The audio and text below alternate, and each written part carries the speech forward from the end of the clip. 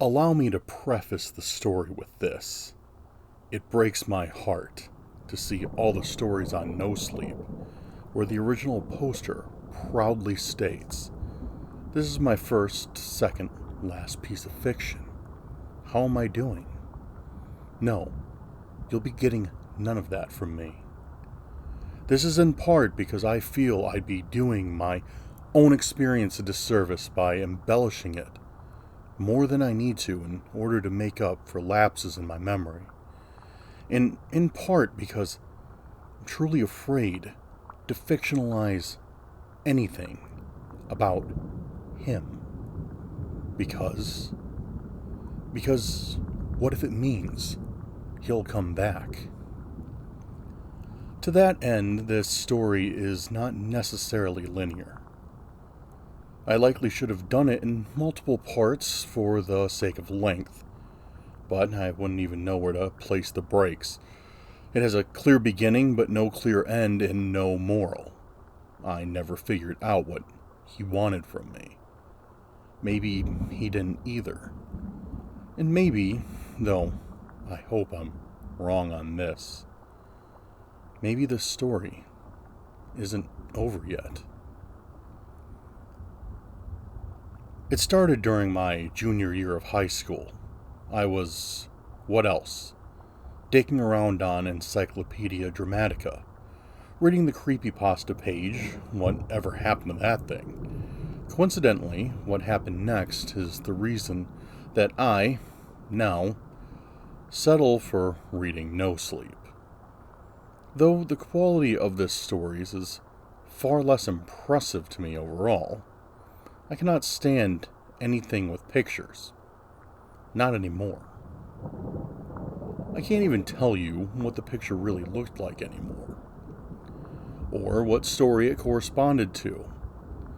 It was in various shades of gray, with a strange figure in it, as are many of the pictures on that old page. All I know is that I looked at it for a minute, and it's like it turned into something else. I guess the best way to explain it is like one of those books where you stare through the page and it morphs into something 3D. Suddenly, what was there took on a new shape and appearance, just long enough for me to get the feel of it. I must have set a world record for how quickly I exited Firefox, and for a long time after, I sat with my head on my knees and alternatively tried to remember exactly what I had seen and pictured anything else. It was later that night that I saw him. It was not so much as was forced to see. The image was on my mind for a split second, much like I since learned flashbacks play unbidden for a PTSD sufferer. I was just sitting there in the shower, working a knot out in my hair and gazing absently at the tile wall. And there he was. His skin was the soft, weathered gray of an ancient barn wall, and entirely hairless. It wasn't such skin as a flat, smooth color that coated his humanoid frame. I say humanoid because it was hard to use any other description. He was bipedal, but his posture was slightly hunched. Certain joints curving in the decidedly wrong direction, and long limbs. My focus was, and would always be, however, on his face. It had a decidedly canine quality, but without much of a nose or muzzle. In fact, his nose and mouth area were mostly in shadow, leaving only the faint impression of thin, crowded teeth below bony nostrils and shallow cheeks. His eyes were enormous and wide-set. They seemed impossibly far back in his skull, dark around the rims, but lighter and lighter until the dilated black pupil. Small triangular ears were added to the dog-like appearance. In one hand, he held what looked like some sort of string instrument, perhaps a variety of violin. And he was grinning at me. I don't remember much of the rest of the night, except that I texted my boyfriend until I literally couldn't stay awake any longer. From that night on, for the next 3 years, I slept with the lamp on. But that never helped. He came back anyway. It became such that I could tell when I was going to see him. At some point during the day, a claustrophobic, panicked feeling would come over me and I would know. He never showed up until evening. Then, there he would be. It was always a fleeting glance somewhere, at least at first. I'd look somewhere, and that grinning, vacant canine face would be staring back for just long enough that I could register it. Sometimes I would have the brightness on my computer set too low, and for a moment my own reflection would be replaced with his. Sometimes he was a shimmer across a closed window. Once I awoke to see his silhouette hunched in front of my bedroom mirror, waiting patiently for me to notice. It was always as though he was staring out at a photograph of me. His presence eclipsed everything around him to where it was impossible to see anything but his dilated pupils and the smooth tops of his cheekbones, staring. This continued for the entire school year. I figured I must be going crazy. I had scared myself over some creepypastas, and my lack of sleep was making me hallucinate. Other than an anxiety disorder, I was generally mentally healthy. Something must have been pushing me over the edge. So I thought. Until other people started to see him. My boyfriend that had grown up in Ronan, Montana, on a reservation that was famous for its paranormal events. He was a tall, amber-eyed, half-Indian with a strong jaw and a history of going ghost hunting with his buddies up in the hills. Because of all of this, I had entrusted him to some degree of what was going on. That I was seeing something that wouldn't go away. His advice was to ignore it. He called me, sobbing. His voice panicked. The clock read 3:42 a.m. Once he calmed down a little, I got the full story. He had been reading in his bedroom. It was in the basement of his mother's tiny house, with the windows just above ground level, when he heard a noise outside. A stringed instrument, almost like a violin, playing a song he thought he recognized. Being a violinist himself, he was intrigued. Had one of his neighbors pick up the instrument too? He had pulled back the curtain to see a hunched, canine figure leering at him, its ghoulish face inches from his own. The next day, he papered over the basement windows. The trend continued unstoppable. Myself never able to get used to the airless, terrifying feeling before he would appear, and the shock of his inhuman face looking right through me. Once my best friend and I saw him at the same time, his shadow appearing against the soft off-white wall of her bedroom. Another time, I was at a camp in Traverse City, Michigan, when one of my cabin mates woke me up, shrieking that a dog-like face with enormous eyes had been looking at her through one of the windows. Yet another time, two of my friends and I were in the living room late at night when one of them, Tyler, stopped immediately and stared in horror into the guest bedroom behind me. When I asked him what was wrong, and he said he'd seen this thing like a person, a gray person, but all his limbs were wrong, and looking at a picture on the wall, when we walked into the room, flipped on the light switch, I saw the framed drawing Tyler had indicated. A charcoal sketch of a man playing a violin.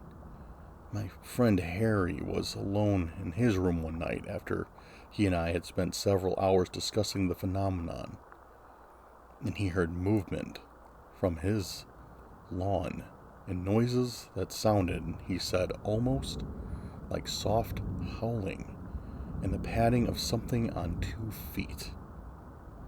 Each time he seemed to show sooner, stayed longer, and become more vivid. It was as though he was testing the waters. The last time I saw him was 3 years ago.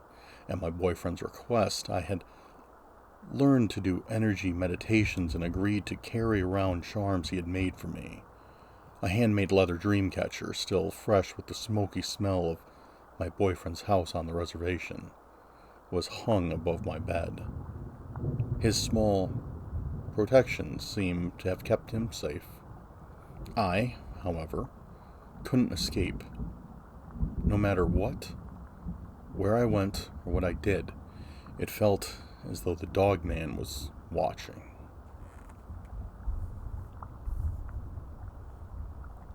I had spent all day feverishly afraid. That familiar, oppressive sense that I would see him soon was upon me. It had gotten to the point by now where I could sometimes tell days in advance I'd spend hours or days in a state of numb panic, shying away from the noises and anything even vaguely reflective.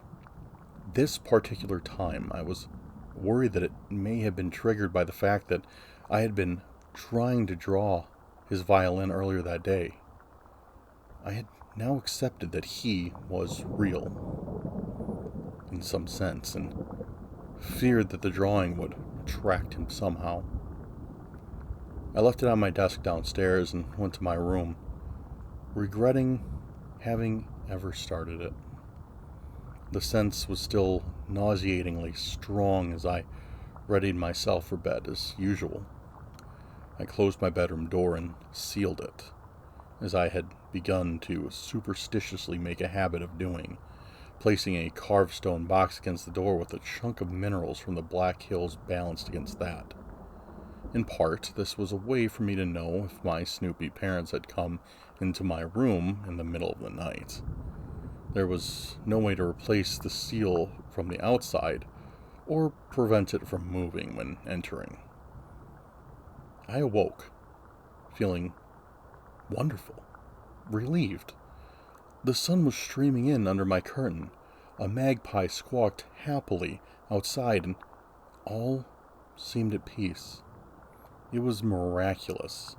It was the first time I had felt the feeling and not seen him. I rolled over and saw my drawing of the violin placed next to me on my pillow. The one that I had left on my desk. My seal was undisturbed. I don't know what he wanted from me that night. Perhaps just to remind me that he was still there, still watching. I think of how it must have been. Him, tall, hunched, grinning, standing over me while I slept, painstakingly setting the smudged watercolor paper next to me. And my heart still skips a beat years later. More than that, one question still makes my blood run cold. I haven't seen him in so long. What is he waiting for?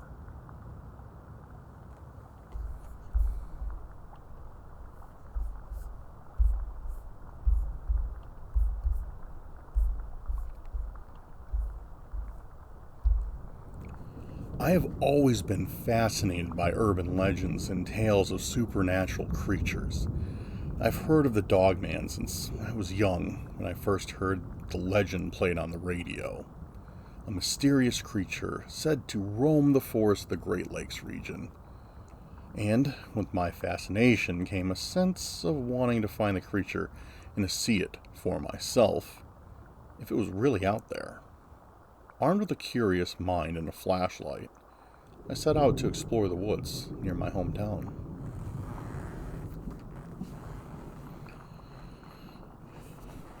It was an overcast night, with only the dim glow of stars to guide my path. As I ventured deeper into the forest, I couldn't shake off the feeling that I was being watched. Every rustle of leaves and snap of a twig sent shivers down my spine.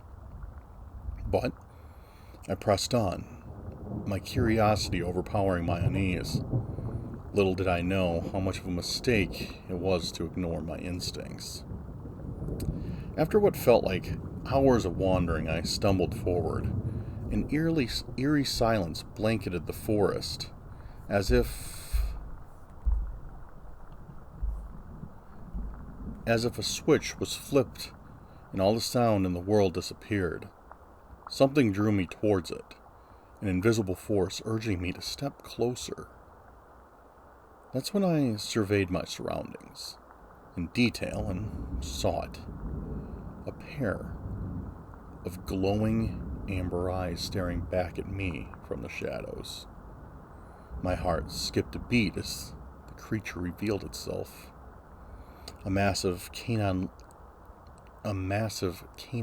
figure, standing upright on two legs. Its fur was matted and dark, and its eyes glowed with an otherworldly light. It was a Dogman, and it had fixed its gaze upon me. A primal fear surged through my veins, and I stumbled back, dropping my flashlight in the process, and with but a moment's hesitation, I turned and ran as fast as my legs would carry me. The sound of heavy footsteps pounded behind me, growing louder and closer with each passing moment. I could hear its snarls and sharp snapping of its jaws, hungry for the chase. My breath grew ragged, and my muscles screamed in protest. But the adrenaline fueled my desperate sprint. Branches were whipped against my face, and the forest floor seemed to rise up to trip me, but I pushed through, determined to escape the clutches of the monstrous Dogman. My lungs burned and my vision blurred as I reached the edge of the woods. My house stood just a few yards away, its lights providing a beacon of hope. Summoning the last reserves of my strength, I sprinted across the yard and flung open the front door. I slammed it shut, panting heavily as I leaned against it, my heart racing in my chest. I felt a mixture of relief and terror as I looked through the window and saw the Dogman standing at the edge of the clearing, its gaze fixed upon me, its mouth curled into a wicked snarl, revealing sharp, glistening teeth, and what looked like a cruel and deranged smile. For a moment we locked eyes, a battle of wills between human and beast.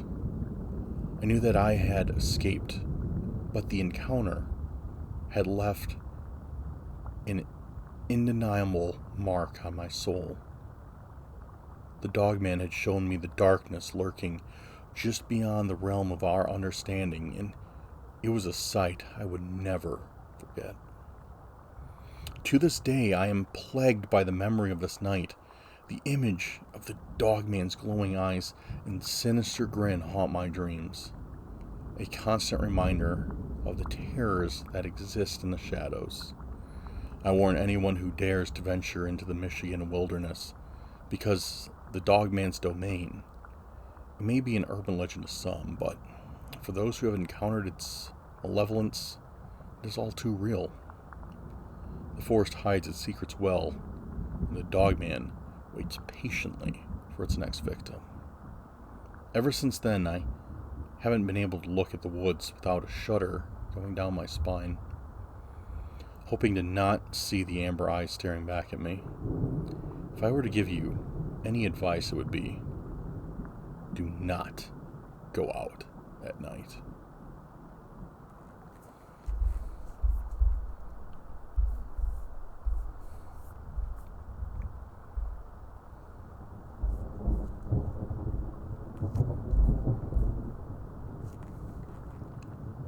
This all started 3 years ago when we first moved from a big city to a small town in Michigan.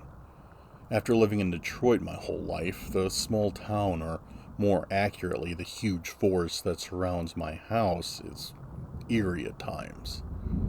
I always chalk most of it up to the fact that I've always been a horror junkie with an active imagination, until I started seeing things. I know it sounds typical, right? Spooky fog and deep woods. A teenager all alone with only their small mutt and smaller chinchilla for protection. I guess that's why I never said anything anytime something happened. It's getting harder to ignore now, though. My first year here, I always had trouble sleeping. I blamed it on the neighbors, rescue dogs, and the deer. Anything that seemed illogical, I was desperate. Even more so after my first Michigan storm. There was a thick layer of snow and a thicker layer of fog. My little mutt of a dog, my baby really, was outside, and I was trying to get him in before the snowstorm hit hard again. He thankfully ran in. We don't have a fence, and he runs free. Before he saw it, I'm still not sure what it was. It looked like a wolf, the size of a bear, and was slowly walking from my neighbor's barn to the woods we owned. I brushed it off as a bobcat or maybe a coyote who grew crazy big. It's my first winter and the first time I'd seen a wild animal other than deer, so to me it made sense. I was stupid.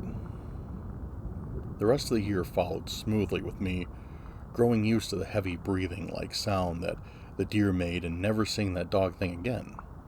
The next year was when everything got bad. I had biology and we were watching some type of documentary when a sub was in, and that's when I heard it. A buck snort. A proper one. The scary part is, it wasn't what I'd been hearing the past year.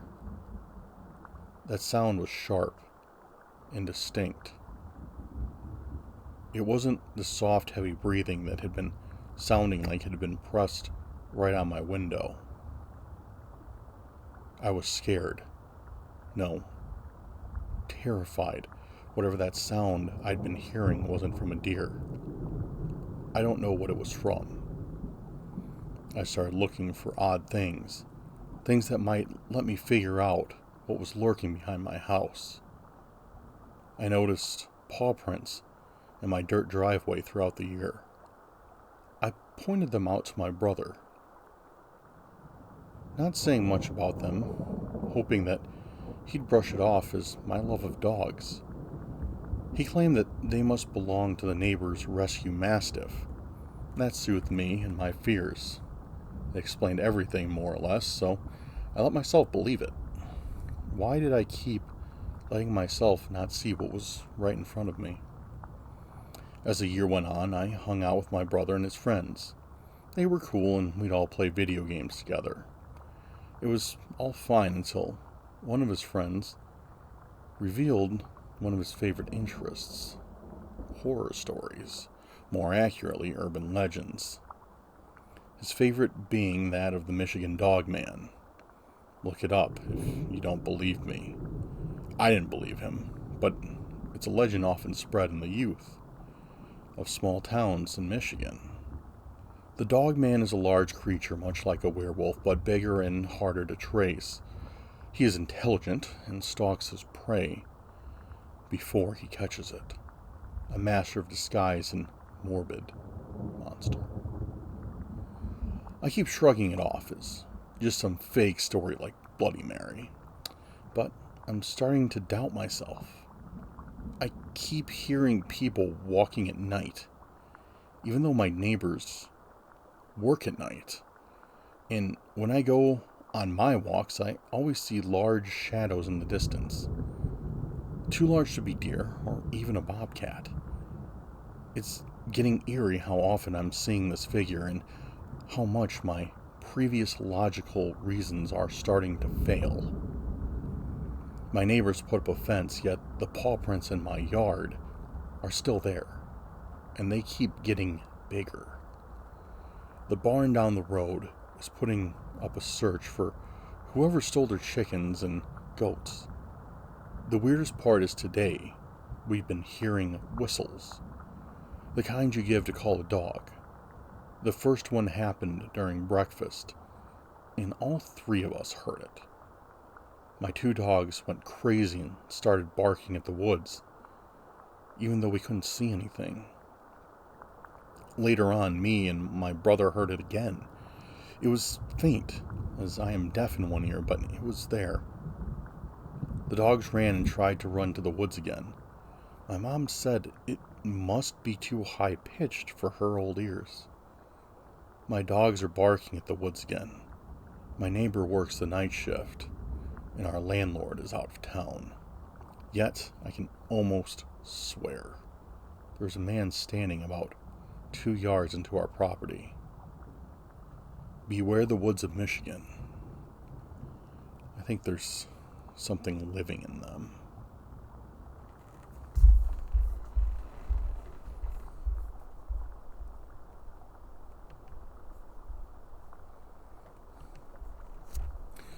Alright guys, thank you for tuning in tonight to Night Shift. That is our stories for this evening of the Michigan Dogman. Guys, if you liked this video and you like these stories, make sure to hit that subscribe button, like, and share this video with somebody. It helps out the channel a lot. New stories are coming very soon. I appreciate you guys. I appreciate you joining me on this evening for some spooky tales. I look forward to seeing you on the next video.